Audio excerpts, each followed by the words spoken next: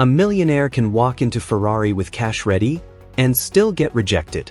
Not because the car is sold out, not because the payment failed, but because Ferrari decided he is not the right buyer. Ferrari does not sell its rarest cars like a normal dealership. You cannot just point at an F80, swipe your card, and drive away. Some models are offered only to selected clients. And here is the genius part: every no makes the car more desirable. Comment where you are watching from, because this story is about power, status, and why rejection can make Ferrari even more valuable. And once you understand that, Ferrari stops looking like a car company and starts looking like a private club with a V12 engine. The controversy starts with one simple question: if someone has the money, why would Ferrari refuse? That is how normal business works. A customer wants a product. The company sells it.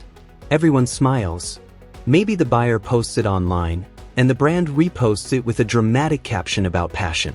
But Ferrari does not follow that script. In Ferrari's world, money gets you attention. It does not guarantee access. The rarest models are allocated, which means Ferrari and its dealer network decide who gets priority, who gets invited, and who may be left outside the circle. So when people say Ferrari bans customers, the safer truth is this: Ferrari can restrict access, deny allocations, or make certain buyers less likely to receive future rare models. That may sound softer than a ban, but to a billionaire collector, silence from Ferrari can feel brutal. The biggest reason is flipping. A flipper buys a rare Ferrari not because they love the machine, but because they know another buyer may pay more later. They get the allocation, take delivery, and quickly resell it for profit. To Ferrari, that is not loyalty. That is someone turning the brand's carefully built scarcity into a personal ATM. And Ferrari hates that. The company created the emotion. It protected the rarity. It built the racing history, the waiting lists, the myth, the red paint, the whole dream. Then a flipper steps in, grabs the prize, and cashes out like he just won a Vegas slot machine. But Ferrari's strict attitude did not begin as a modern marketing trick. It began with a founder who cared more about racing than pleasing customers. Enzo Ferrari was not trying to become the friendliest salesman in Italy. His world was the track. Winning mattered more than comfort. Road cars were mainly a way to fund the racing program. That origin shaped the brand's attitude for decades. Ferrari was never built to please everyone. It was built to protect performance, pride, and racing identity. Most automakers became powerful by selling more cars to more people. Ford, GM, and Toyota built empires through scale. Ferrari chose a different road. It made fewer cars, charged more for them, and turned access into status. While other brands chased volume, Ferrari learned that saying no could make the yes feel priceless. That is why scarcity works so well here. Expensive is impressive. Expensive and hard to get is addictive. When a product feels rare, it becomes proof that the buyer belongs somewhere special. Think about limited Jordans in the United States. If everyone can buy the shoe, it is just a shoe. But when only a few people get it, the sneaker becomes a signal. Ferrari does the same thing, except the real flex is being one of the few people allowed to own it. This is why buyer history matters. Have you owned Ferraris before? Did you keep them? Did you flip one too fast? Did you modify it in a way that made the brand look silly online? Ferrari is not only judging your bank account, it is judging whether you will protect the image it spent decades building. Ferrari wants people who protect the badge, not just people who can wire the money. That is where the ladder begins. A new buyer might start with a more available model. Over time, if they show loyalty, they may become eligible for more special cars. The rarest models are not just bought, they are earned. The F80 proves the point. Ferrari limited the hypercar to 799 units, and those units were assigned to specific clients. That means even if someone had the money, they could not simply walk in and buy one like a Costco hot dog combo. And yes, at $1.50, that hot dog may be the only product protected harder than Ferrari's exclusivity model. But Ferrari's control does not stop when the buyer gets the keys. In some cases, that is when the real rules begin. One modern example is the Purosangue. Ferrari resisted building a four-door high-performance model for years because it did not want to look like it was chasing every SUV trend. Then the Purosangue arrived with a V12 engine, 4 seats, and a price high enough to make your bank app ask, "Are you sure, boss?" Demand exploded. But Ferrari still kept it controlled. Reports said strong demand pushed some waits to around 2 years, and Ferrari also planned to keep Purosangue volume below 20% of total shipments over its life cycle.